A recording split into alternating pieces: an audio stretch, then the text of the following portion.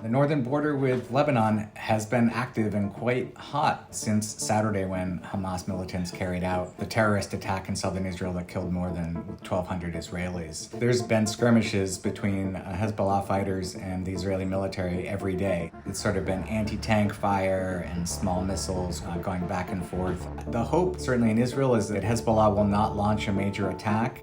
Hezbollah has many more missiles than Hamas. Its missiles are more deadly, more potent, more accurate. It would put incredible strains on Israel's military, on its air defenses if Hezbollah were to join the fight.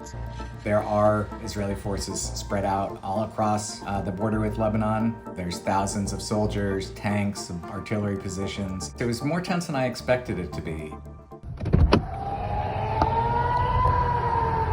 We got to the Israeli border and there were air raid sirens that started going off, indicating that there was potentially incoming missiles or drones or maybe even ground forces, Hezbollah forces coming in. We got to a spot where there was an Israeli military patrol and they waved us into a bomb shelter in the middle of the forest, essentially, and said, "You got to get out of your car now. You got to come into the shelter now." And so we ran into the shelter.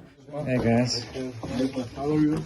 There was about a half dozen Israeli soldiers in there and a handful of Israeli civilians. They were incredibly tense and anxious, and they were getting reports over the radio.